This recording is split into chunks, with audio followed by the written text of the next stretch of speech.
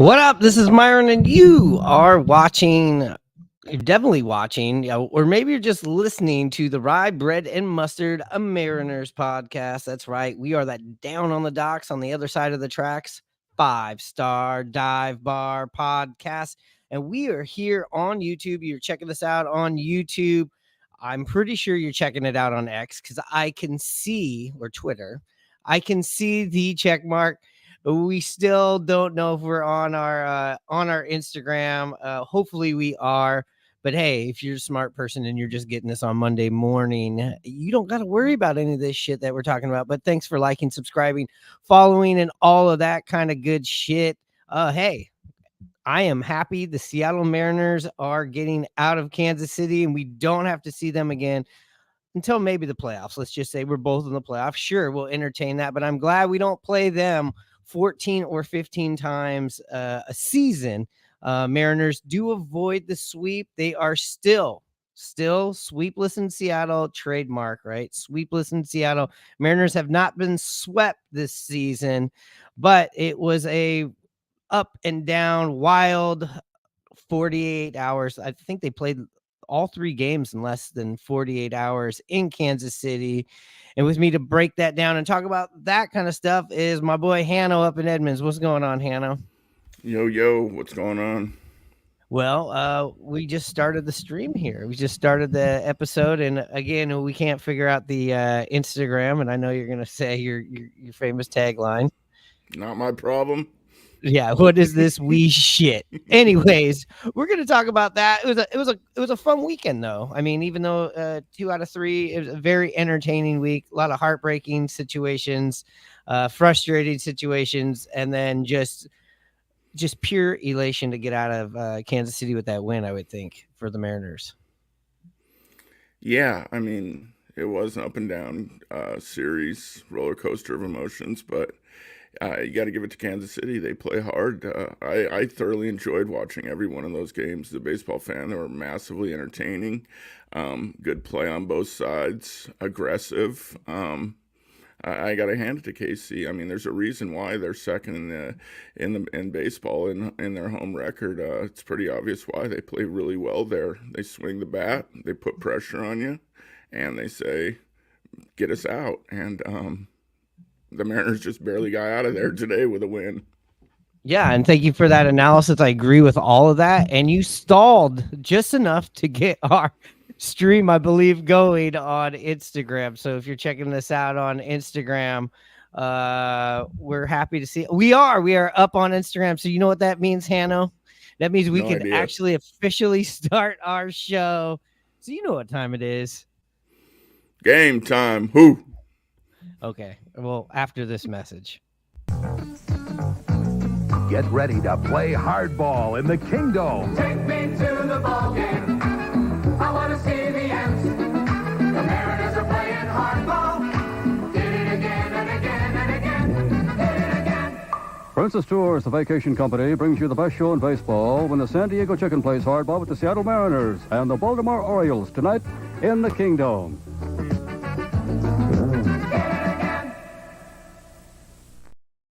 Hey, before we get into this game, let's talk about this big pressing matter that I got texts about on Friday. Actually, our old friend William from over at Odyssey Who's he? hit me up with it. I got this text message. I woke up from a nap right about when the Mariners game was about to start on Friday because I was, we just did the show the day before. I just got in from Oakland day before. I don't got to justify I was taking a nap. I'm just old, right?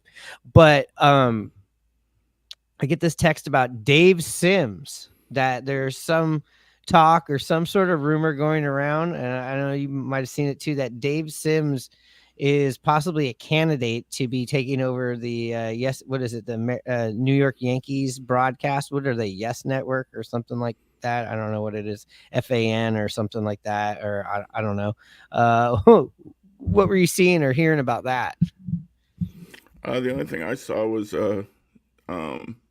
New Yorker was calling into their sports radio station talking about that he heard that Dave Sims was going to be a finalist, or they believe that he's going to be the new radio or TV broadcaster for the Yankees. That's all I got out of it. I don't know if it's BS or what.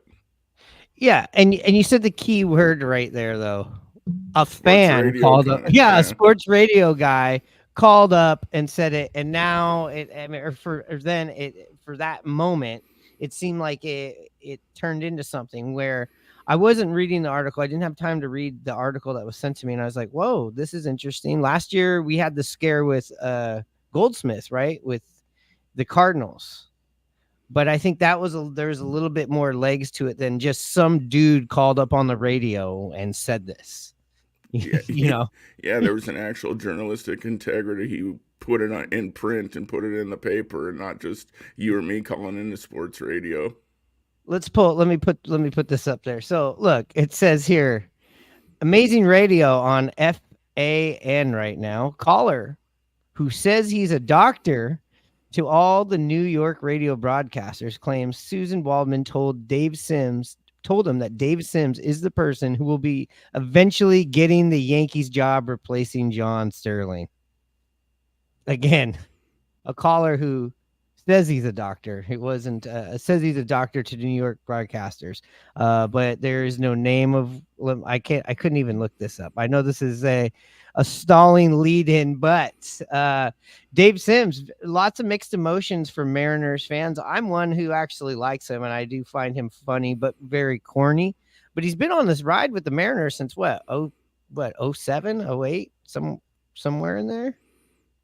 Yeah, a long time. Came through at the end towards with Dave Niehaus and kind of took over the reins. I don't have anything bad to say about Dave, but I mean, it makes sense. He's back east back there. He talks about him all the time. Oh yeah. It's a great opportunity to play for or broadcast for the Evil Empire. I'm sure he would take that opportunity if he got it. So Yeah, I know he does basketball and football and all that stuff. I know he was doing stuff for, I believe, Westwood Radio 1 down here in LA. But yeah, so that's our leading hot topic of a story that we wanted to get into. But that was actually, if we're going chronologically of like what we were going to talk about starting Friday from the last time we talked, that was the first thing that was on the top of the list. But no, let's get right into this series. Friday night, or Friday late afternoon, early morning, early evening, depending on where we're watching or listening to the game. Mariners come out firing. They put up a touchdown in the first inning, right, Anna? Yeah, on fire. I mean, just amazing. But, as things started to transpire, what crept back into my mind is how the M's have played back at the Big K and Kauffman Stadium and the troubles they've had and gotten out of big leads and games and stuff like that. So as a Mariner fan, that crept into my mind. I didn't think about it much as the game went along, and Kansas City came back here and there, and the M's were able to add on, but eventually the M's couldn't withstand it, and it was a tough, brutal loss. I mean, at one point they were up 8-0 going into the fourth inning. I'm gonna just pull up the box score right here. We got like we said, the touchdown right there in the first inning. We got Ryan Bliss though. Ryan Bliss. Let's keep it really positive right here for a second. Ryan Bliss, first major league home run, a nice poke there in Kauffman Stadium. Yeah, just a no doubter. I mean, besides that, defensively, he made 3 great plays too. Yeah, and in this game, if you remember, I think it might have been Bryce Miller's last inning. They were in there. There was that the double play, or no, it was the across the body play that he made, and then you had the one that Haniger got out in right field, falling down onto the warning track. This game could have got out of hand as far as the Mariners not having a lead a lot earlier. The Mariners played pretty good defense in big moments in this game as well early on. Yeah, I mean, they sure did. They helped out the pitching quite a bit, which was unfortunately not very good that game. But, I think also the injury of Munoz not being available really contributed to the Oh, Ents yes. not winning that game and actually pulling it out with a little bit of a lead there in the end, and they just couldn't hold on to it. Yeah, exactly. That not having Munoz available just to like put a plug into what was going on was a major factor, in my opinion. Oh, for sure. I mean, the bullpen has been a little bit shaky here and there, and I mean, I think they're a little bit. People are a lot more positive on them than I am personally. So, they without Munoz, it's a tough go down there at the back end of the bullpen. Stanek's been the guy to go in there. He gets touched up a little bit here and there. He's not really a closer anymore, and really not a good role for him. But he got pushed into it, and unfortunately, they got a few hits off of him, and that was the game. Yeah, and the Mariners offense, well, we've seen this a lot. This isn't a big. They'll have their explosion or they'll score in the first, but usually they're not putting up 7. And then it just doesn't really work out the rest of the game. They can't manufacture anything. Let me just pull this up. Let me just move the box score down here. I believe they ended up having I think they ended up being 5 for 15 I got the scorebook right here. Why am I fucking guessing? That's because I got too many tabs open. Just take my word for it. they did not manufacture any runs. Obviously, they couldn't get shit going until later in the game. They got another home run in this game, and that was it for the offense, right? Yeah, like I said, what was nice to see when Kansas City made that push, they were still able to add on something. They, like you mentioned, they get some few runs and then they stall out, but they added on, and that still wasn't enough with the way the pitching staff performed that game. Yeah, and then you had a quick turnaround for game 2. So I mean, you're feeling good. You're putting up the touchdown there in the first inning, like I said. You're feeling great. You're like, all right, we're off to a great start. We're gonna pretty much clinch a 500 road trip at this point. Looks like we're gonna have a winning road trip.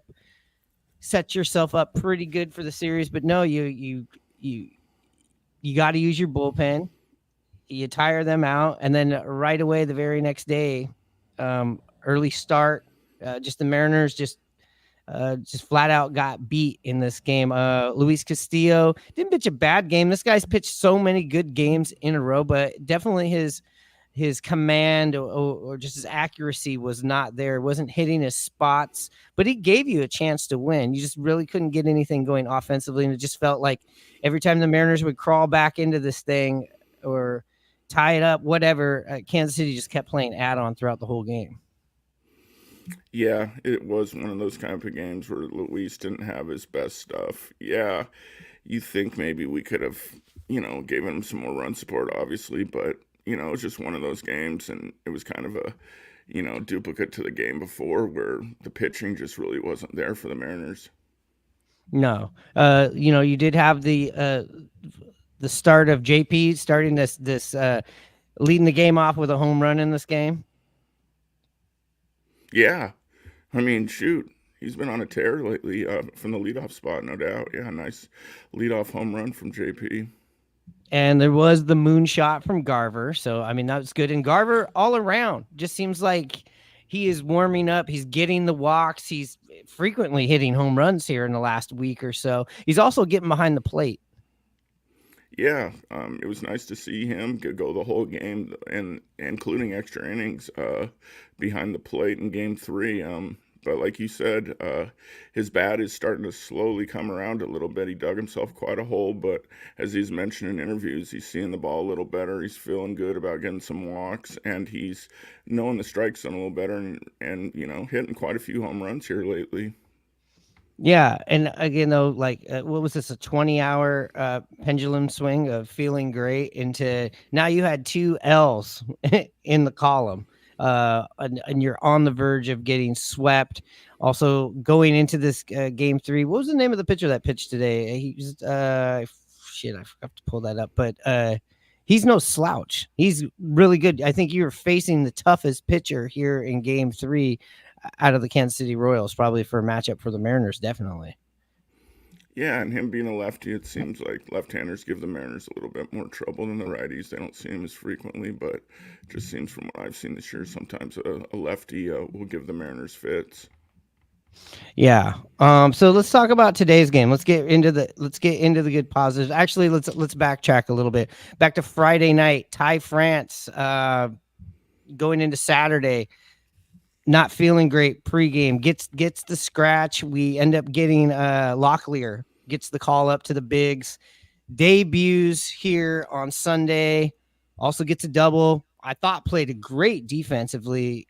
I played great defensively at first base. Yeah, didn't miss a beat there. Didn't get a chance to see him pick any balls, but as far as defensively, yeah, he played great. I mean, there was a little bit of a questionable one. It would have been interesting to see how Ty would have made the play early on when it was a swinging bunt to the first baseman. Kirby was covering, and a little bit of indecision by him, but maybe he could have flipped it. But I mean, here nor there, it was a very tough play, but no harm, no foul. But yeah, as far as picking up at first base, he looked really solid over there. Yeah, I thought the play where Bliss, the just amazing play, one of the amazing plays Bliss made when he had to keep his toe on the bag, and even the Kansas City challenged that shit. They're like, "There's no way these guys pulled off this play," and they did. I thought that was an excellent hold by him there. Yeah, I mean, Bliss is coming in, do or die play. He can't really finesse it in there. He's got to throw it hard. He's throwing off balance across his body. You can tell where that ball's going to go up the line, and he stayed with it, shifted his feet, kept his foot on the bag, and boom.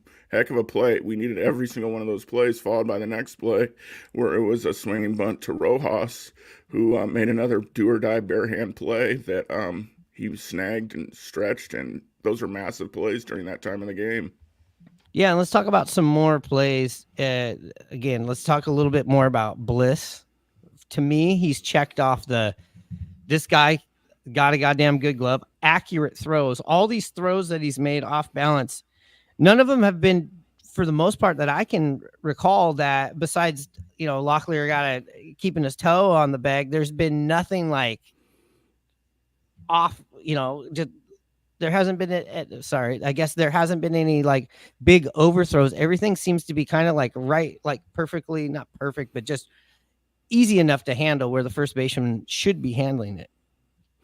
Yeah, I mean, from what I've seen when Bliss came up, and this is expected, he looked a little stiff out there on the routine plays. I haven't seen him make those plays too much recently, but as far as the acrobatic type do or die plays, as you would expect, a young player just goes and just quits thinking and athletically goes out and makes the play, and he makes it look easy. So yeah, he's got the tools, the arm, the range so far, and he looks really good over there. It's really nice to see. Yeah, and he runs the bases quite nicely as well. I think it's the one thing that we're obviously all waiting around to see is like, can you consistently hit at the major league level? We've only seen him play for like a week and a half, so it's kind of tough to make that decision right now. But do I feel shitty by saying right now or am I a shitty person right now to say I'm not missing Polanco right now? Well, no, I mean, he's done pretty good, and Moore's filled in, Rojas is filled in. So, yeah, you got options up there, and especially with how Polanco's gone to start the season. Yeah, why would you notice him or not or miss him? He hasn't been really what we expected.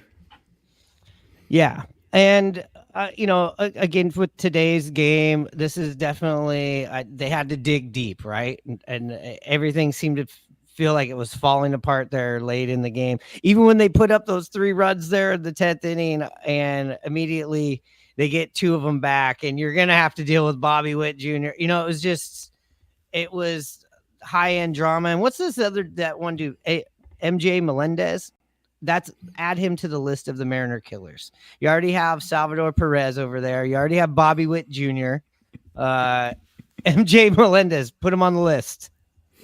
Wow, he gets the early call, huh? A couple bombs, and he's on the list. He's on the list. There's just something about him. I'm calling it right now. I know he's hitting 165, but he's a Mariner killer. Yeah, he okay. Yeah, I mean, you just knew it was too easy for what's the last pitcher? Brahman. He got Oh Salvi God. out, got the next guy out. Gives up the double, and shoot. He should hit that ball. It was middle mistake pitch. That ball should be hit out, and he did. I'll give you another. I think pretty much all these guys. Pascatino, it's another guy that's just. I don't. Everybody in this lineup just seems to hit the Mariners, and even Adam Frazier had a good day on Saturday. Yeah, like I said, they put the ball in play, and I mean, they make you make the out. I mean, they're a good team to watch. They went first to home on balls hit to left, first to third on balls hit to left. They're aggressive. They put pressure on you. They'll bunt on you. They steal. Be ready to play them, especially at the Big K. Like I said, they're good at home. Their splits are way off base from home and away, but man, they sure play good at home. Yeah, and the pitcher's name I forgot last name Reagans, right? That's the pitcher from today. Went 6 innings, but hey, the Mariners got to him. I mean, it's a little bit, I should say. They got JP got into him right away, and the thing about JP, you do see him smacking these lefties, which is really good to see.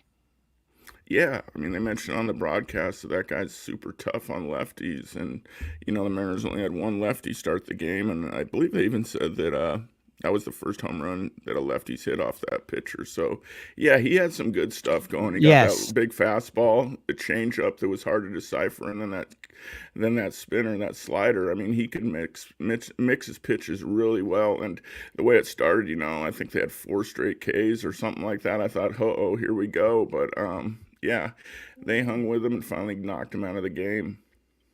Yeah, and you're right. He hasn't been hit by lefties like that. I think that him and Ohtani are the only ones I believe that have taken him deep like that this season. Gotcha. Yeah. But I think JP's a little bit more affordable than Ohtani. But look, the Mariners wouldn't even have been in position to have these late heroics with the bats if it wasn't for George Kirby. Thought he had a great game today, 7 innings. What he only got 4 strikeouts, which is pretty low for him with 7 innings. What did you see with Kirby out there today? Yeah, he looked great, and I mean, it's not surprising that he only got 4 strikeouts. Kansas City puts the ball to the bat. They don't strike out much. George even said that. They're super aggressive, swing at first pitches a lot of the time. So as far as that stat line, it doesn't surprise me. But yeah, George was great in his home start against KC, going 7. He went 7 again today. It helps that they're aggressive. So it keeps his pitch count down. So it makes sense, but he gave you a chance to win. It's just tough when you got that 2-run lead and you take him out to not hold on for him. It seems like that happens a lot with our Mariners starters at times. But like I said, the bullpen's been leaking a little bit. Yeah, and look, overused, run down. Also, and you haven't had Munoz for the last few days until today. You saw him go in there, and I even asked you this as a crazy person. I go, is he going to go 2 innings? And you quickly were like, absolutely not. And I was like, you're right. But as far as like Twitter and shit, it was a war, especially with what happened in the 9th inning with the 2-run home run. Of course, people are going to go nuts about this, but no way you're pitching Munoz. I think Munoz even said he felt weird today. Yeah, I mean, he's been laid off for a couple days.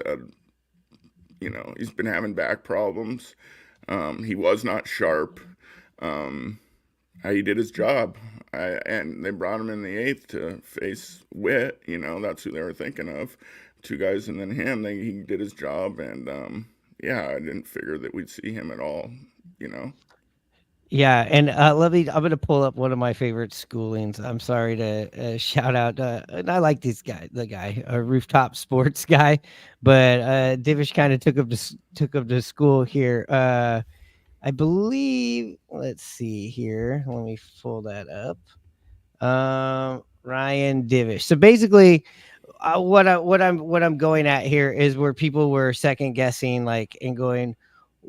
Basically putting all the blame on Scott Service in a bad decision not to have Munoz out there in the 9th. Here we go.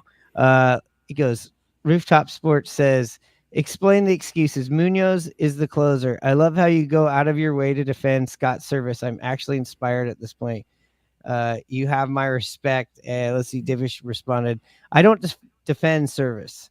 I defend the idea of pitching Andres Munoz against Bobby Witt Jr. The Mariners have been very consistent in not limiting the closer to the ninth inning.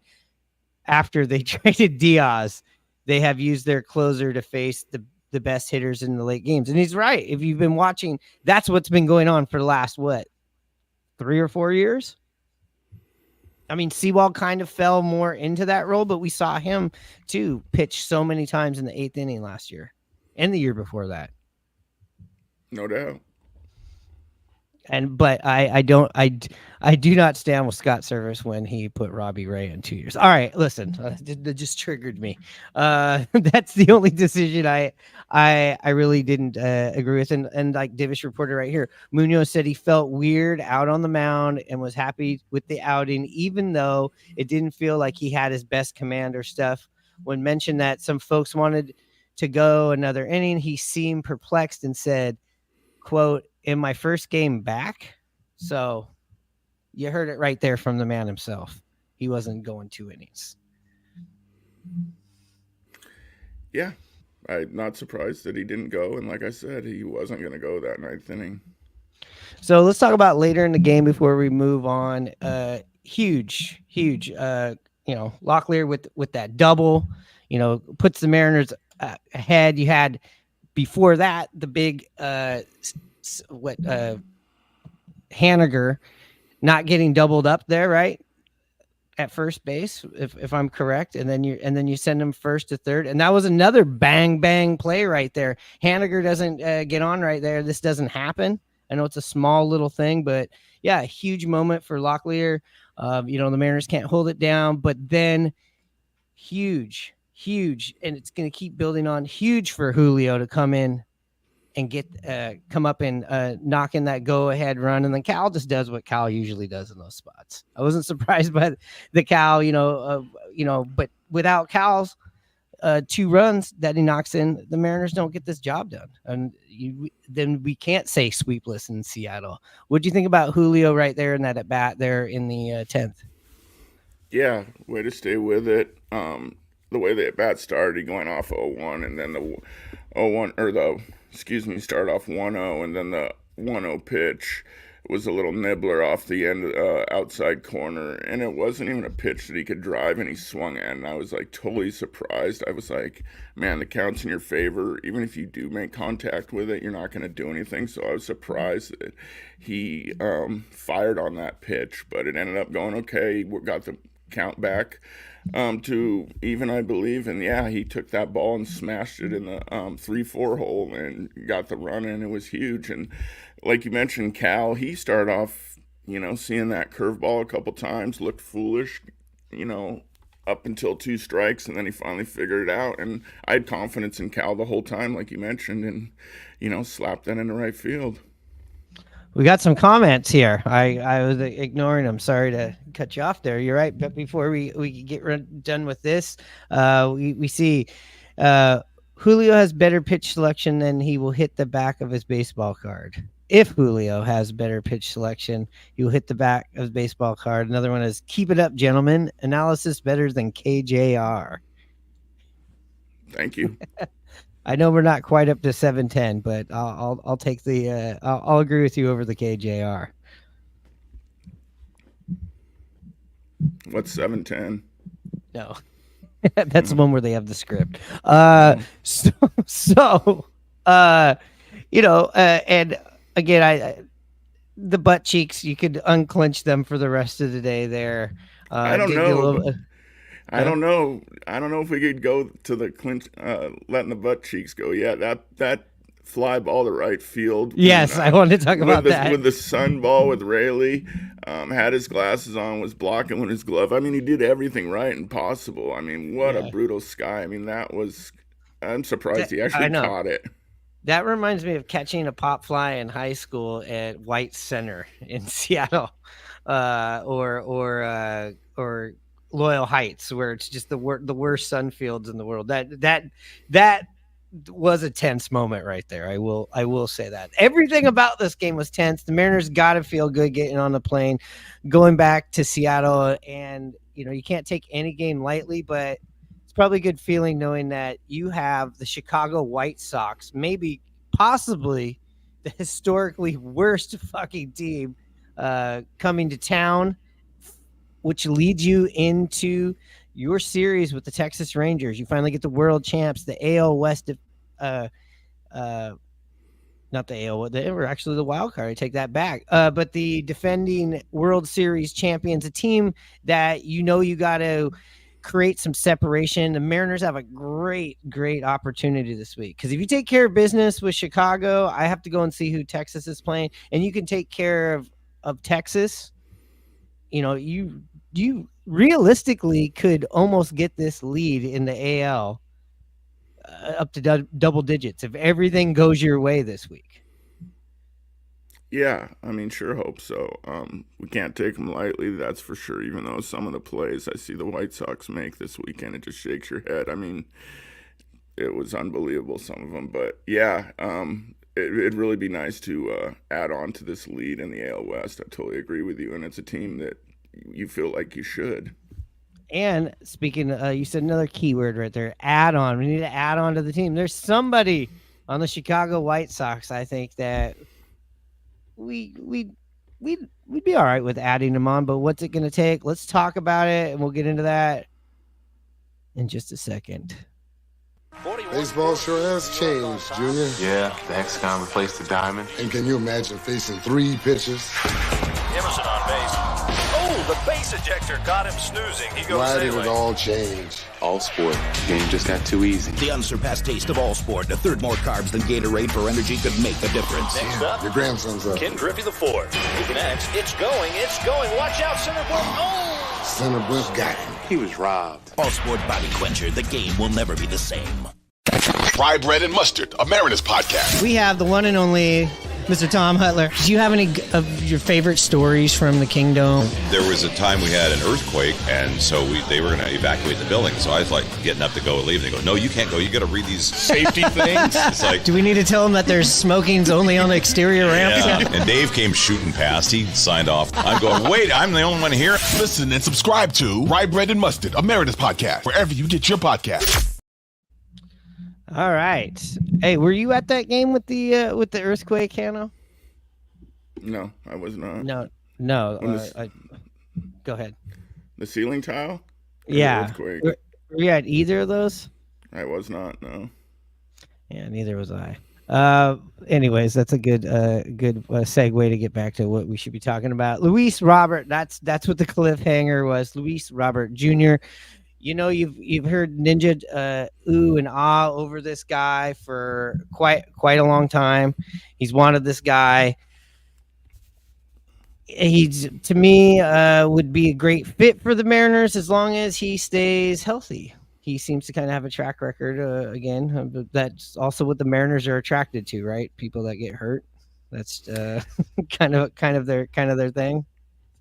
Oh, absolutely. I mean, he's played not 100 games, I don't think, since his rookie year. He's been, countless injuries, doesn't play that much, you're right. And then today, I think an article came out in USA Today by Bob Nightingale saying that the White Sox are going to be asking more for him than the San Diego Padres did for, or more than the Washington Nationals did for Soto. Which to me doesn't make any sense. That doesn't make sense. To me, that zero. Look what Juan Soto was doing. The year that the Padres ended up getting him, he had a decent year. He won the fucking home run derby at the All-Star game, was part of the All-Star game, was highly sought after. He's the second to Ohtani, in the last couple of years of who people want to. And Luis Robert, good player. Yeah, he hit 38 home runs last year, I believe. But come on, that's too. If I can't see that being the same. Yeah, I mean, it does sound a little high, but maybe that's what. I mean, they don't have to trade him. He's a player that has 3 years left on his contract at not too heavy of a price. I think 12 Yes, million okay. maybe next year, 15 the year after that or something. But oh, you got it up there. Yeah, Luis Robert, he signed to a 6-year deal. He's in the middle of that, to $50 million contract to Chicago, all guaranteed. Yeah, you're right. It's an annual salary of under $9 million. In 2024, though, because he's in arbitration. I'll pull that up too. He's making 12 and a half. So you're right. That's what's probably the sweet part of this thing is you have him in this deal, and let's pull this up right now.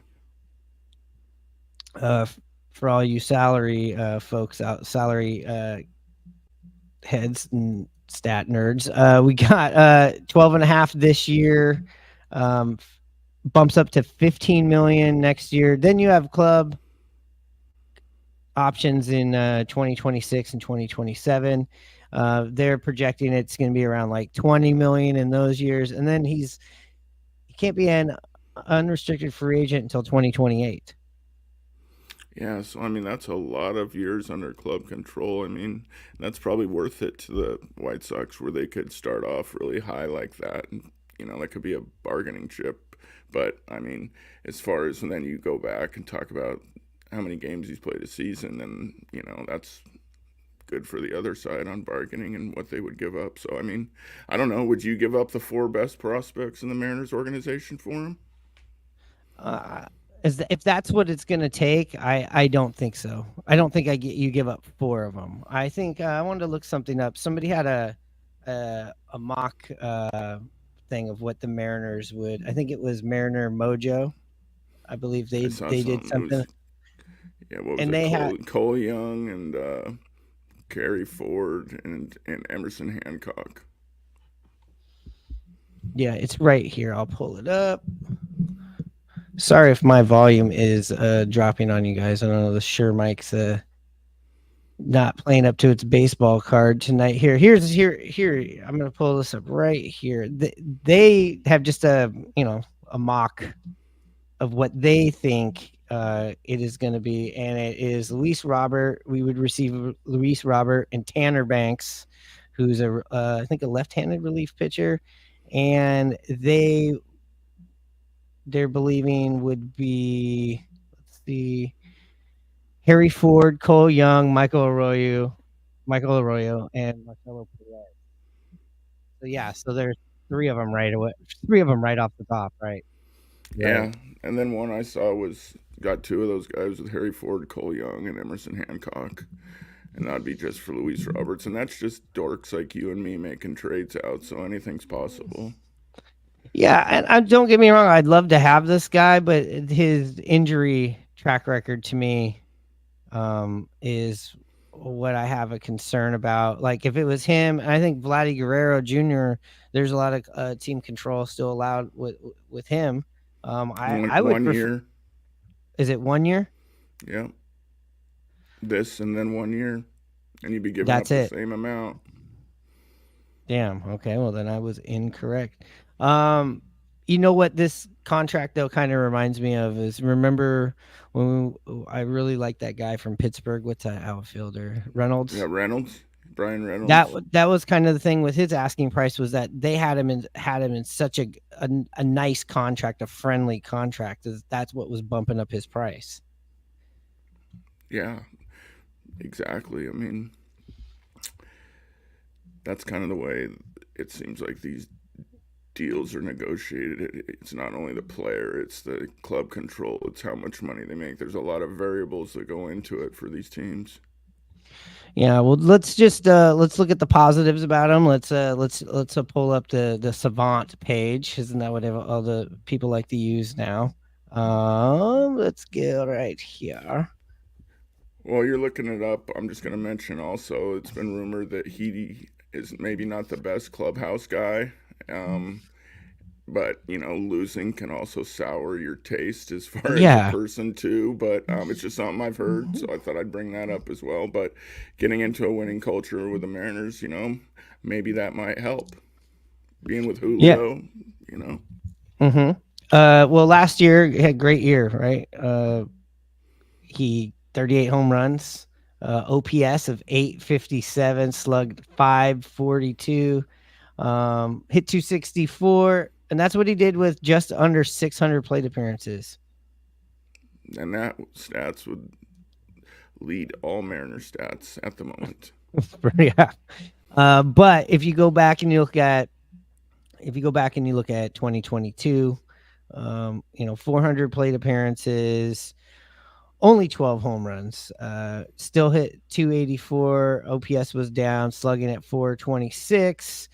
This year he's got 50 at bats, only hitting a $188, but that's not enough at bats really to get yourself in a groove. And like you said, playing on a team like that, maybe there's not too much of a motivation factor. And also, who's protecting you in the lineup? Yeah, and you mentioned his stats this year being low and down. Maybe I didn't hear you. He's been injured. He just got back. That's why his stats are low and his at-bats are low. So he's kind of just getting going here. But, I mean, besides those offensive stats, I mean, he's a five-tool guy. Good fast fielder, big arm. He finished second to Kyle Lewis in the Rookie of the Year that year. So he's an up-and-coming player that's maybe just been on a bad team. It's hard to say. Or snake bit with injuries. We just don't really know. And maybe we have to take a risk as the Mariners brass to get a player like that, because we certainly know we're not going to go out and sign a free agent of this type of player.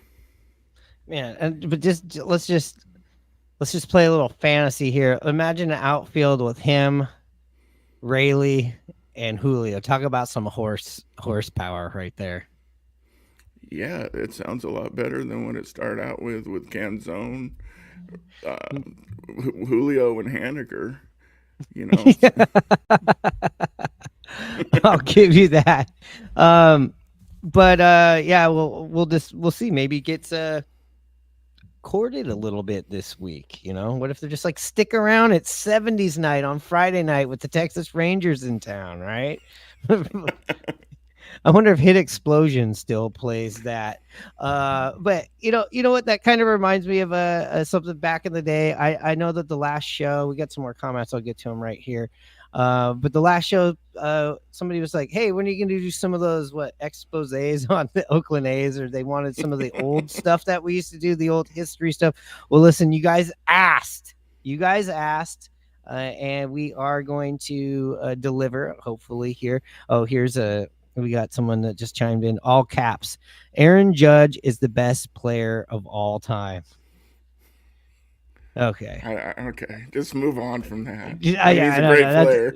Yeah, he's a great player. Hey, that was a great series. If you guys didn't catch the Yankees-Dodgers series, I mean, that's where the Mariners need to be gunning for that with the offensive look. I mean, I want to stay away from that series, or I'm going to get so upset about talking about Teoscar Hernandez and his 3 home runs and his 9 RBIs over the weekend, which I believe takes him to about 50 RBIs, 16 home runs. I know he's got an OPS way over 8. I'll just leave it alone. Getting back to, we got some more comments here. Let's pull this one up. We got the Mariners need to keep beating up on the weak teams and split with the elite. They can win 93. Yeah. I what was the number that you picked, Hanno? That the Mariners would win this year? Yeah. I think it was like 85. And I picked 92, I believe. Yeah. So I think you can maybe you couldn't win with 85, but you could probably win the division with 89 or 90 right now.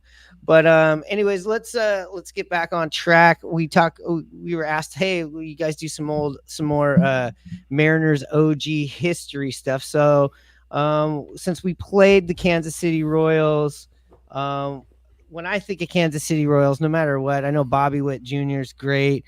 Some people say George Brett. I think of one player, which I was lucky enough because my grandfather would take me to the Kingdome a lot. And I think he owned the Kingdome. He was the Kingdome's daddy. And that is one Bo Jackson. If you don't know who Bo Jackson, if you're young and you're like, I kind of heard of that guy, we're going to talk a little bit about Bo Jackson right after this. We got 4-time Gold Glove winners, 3-time All-Star, 2-time Silver Slugger, and look, the reason why I bleached my hair back in the 2000s. What's up, Brett? I love it. I love it. You had the hair, huh? That was like my college look. That was my thing. My kids still tease me about it. And they said, "Dad, why don't you go bleach your hair?" I said, "Dad's getting a little old for that." I said, "That was just a phase I went through. It was kind of a shtick." And I used to tell people when I'd bleach my hair, I'd say, the city expects it. So just don't worry about it. Get out of my way. Every 3 weeks, I had my routine. Did you get your hair done by somebody here? I did. No, I did. I had a young lady who would come to the ballpark, actually, and I had a barber chair. It was a hair bleaching station. And there was a couple guys on the Mariners that would get it done, too. But every 3 weeks, she would come in. We had a little office space off the clubhouse, and I'd get it done. So that was fun. That brings back pretty cool memories. Yeah, they didn't have the bleaching station at the Kingdome, but they had Buhner Buzz Night. That was the closest thing that they came to any type of hairstyling. Buhner Buzz Night this Thursday. Don't you forget. You gonna go down there and get a free ticket for that? Are they even doing a free ticket? It doesn't seem like Stanton would be like the free ticket for a buzz cut. Have you figured out the rules? I have on not, that yet? but I would think it had to be. You know, I mean, they did it many years ago. They should do it again this year. Yeah. So Bo Jackson, possibly maybe the best athlete that I don't want to ever say never was, but his career got cut short from tackled by a guy on the Cincinnati Bengals. I don't know if Billy DeVore, I saw he was on here for a second. Shout out to the Cincinnati Bengals who ruined Bo Jackson. But Bo Jackson as a baseball player, God, amazing. When you think about Bo Jackson, I always, and all the countdowns, they always show him running up the wall, him busting the bat over his knee, over his head. But I would say the two plays that they probably show the most happened at the Kingdome. And I'm talking about the throw when he nails Harold Reynolds. And then, of course, his performance on Monday Night Football is 3 touchdowns, runs over the bars, runs through the power alley, as I think he used to call it, the Dave. Or you told me nobody ever called it this. I thought it was called this, the Dave Valley Power Alley. Nope. that was just some fucked up thing I made up in my head. He never went to the power alley ever, Dave did. I know. So if you need a refresher on these things, I know that probably I shouldn't be, or I'm not supposed to put these on here. I don't know what the fucking rules are, but here we go. Here's the play with Harold Reynolds, and if Harold Reynolds, Mariner, early Mariner, great, fast as fuck, great fielder, Gold Glover, 2-time All-Star. Check out this play. Are we getting the audio there? I was trying to figure who was up to bat. I couldn't tell.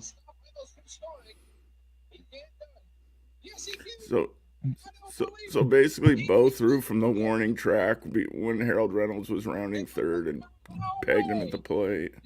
Yeah, look at it. You know who's behind the plate during this play too? Bob Boone. Bob Boone was the guy who puts down the tag, and there's old Jimmy Lefevre, Ken Griffey Jr.'s first manager. So this has to be like, what is this, 1989? But that was an absolute bomb. That's one of the more famous plays that you'll see for throws. There was no instant replay. Harold Reynolds still claims to this day that he was safe, of course. But that's always on the countdowns when you're talking about that kind of era. One of the more let's look at it right here in slow-mo. I mean, this is Harold Reynolds at the time. He's stealing 50, 60 bags a year. But let's see. You make the call. He's out. He's out by a mile. He's clearly out. What is he talking about? He's out by a mile.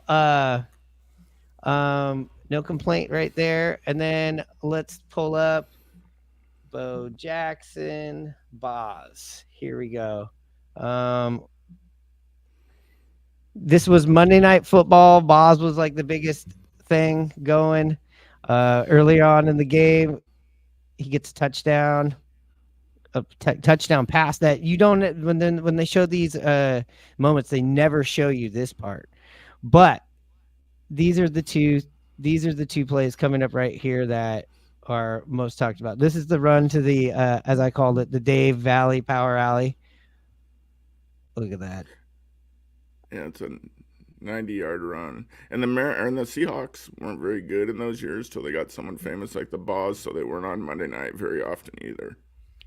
And he says in the he goes, he may not stop. He went to Tacoma, he went to Portland, and then the other guy jumps in and goes to Spokane, obviously not knowing geographically that he was going with a southern reference, going south, and then the other guy jumps in and like ruins what who was doing Monday Night Football back in these days.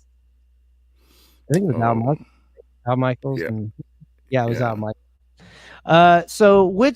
And then here's the famous play of when he just destroys the Boz. Look at this, drags him from about the 3-yard line. And that was pretty much the downfall right there of Boz's career from this point on. He got banged up, never was the same. I think his ego was bruised with that. Well, anyways, which play do you think is more iconic? Oh man, I mean, that's tough. I mean, because they're both massive iconic plays in each of those sports, you know. But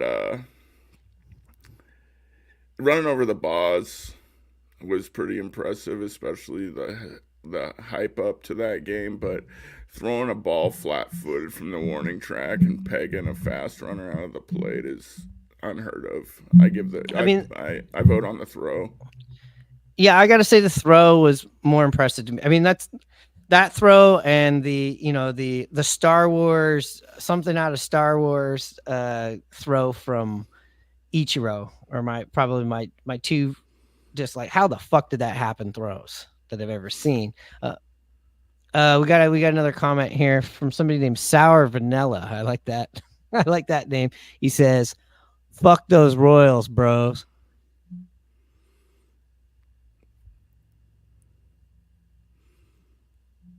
I agree. Fuck them. I'm glad we don't play the Royals 14 or 15 times a year. I couldn't take it. But yeah. So running out of time here. But thanks for coming on here on Sunday night episode. It's kind of tough when the games end early in the day to keep the mojo going to do the show. But thanks for the people that are coming and checking this out. Also, this Thursday, I got some shit going on. We got some shit going on. We got another. Oh, Hannah probably won't be there. We got another Wake and Bake baseball with DJ Vladdy Daddy. That's right. We're going to be up at 9:30 in the morning baking whatever kind of baking, whatever you associate baking with. You could be baked. You could be baking something. You could be at a Tammy Faye Baker event. You could be, secretly at a Dusty Baker convention. I don't know. Either way, we're going to be up here doing 2 hours. We're going to be doing it from 9:30. No, actually, sorry about that. 10 a.m. till noon. And again, that's Wake and Bake. It's going to be Mariners forward. Do not worry about that. But we are going to be talking a little bit more league-wide stuff, stories, doing a lot of like history talk. Just finished up a book by Jim Bouton, who played for the Yankees and the Seattle Pilots. We're going to talk a little bit about that book. So yeah, it's not a book club, don't worry. But we're going to talk about those things. Also, 30 years ago this week, it'll be this Friday, the anniversary of the O.J. Simpson, debacle. So we're going to be talking about the documentary June 17th, 1994. Why? What's that got to do with baseball? Well, our beloved Ken Griffey Jr., if you've not seen that documentary or that 30 for 30, he's a big part of that. Not part of the murder thing, but of how they tie the whole thing together, where you had the 1994 NBA Finals, you had the 1994 Stanley Cup, you had Arnold Palmer playing in his last round at the 1994 U.S. Open, the FIFA World Cup was going on, but also Ken Griffey Jr. hit his 30th home run on the day of that chase, which tied Babe Ruth's record for the fastest of 30 home runs, and I believe it was like the 60th or 65th game of the season when that happened. So we're going to be talking about that, and that's going to serve our episode that we'd be dropping on Friday. So if you can't get to it on Thursday because you're at work or whatever, we'll be there. And look, Vladdy Daddy also sent me this to play. It's a track. I was supposed to be doing all this all over, but and if anybody can name me where this sample is from, you're gonna win a prize. Not the beat, this part.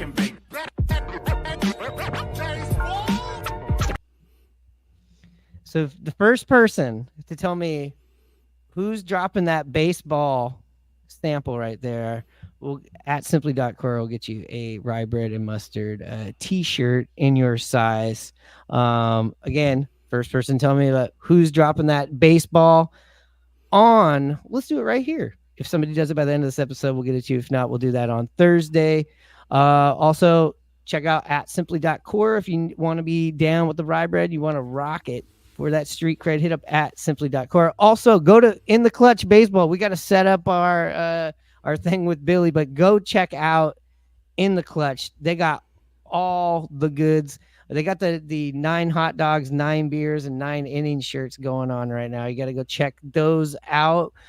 But what other plugs we got here? You got to hit us up on Instagram, YouTube. If you're not subscribed yet, well then fuck you. No, we made this nice and simple for you. Go ahead and do that. Also, if you're going down to the games this week, no matter if the roof is open or closed, always remember the bar and the kitchen at Tacos and Tequila is always open. Any other plugs, Hanno? What's going on with the Stanley Cup? They played one game. Florida's up 1-0. All right.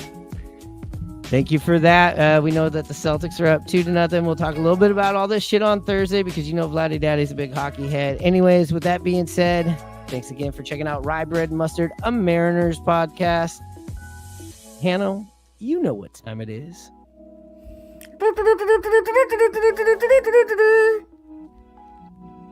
Sorry, dog. Charge. All right, I'm going to end this goddamn stream. Here we go.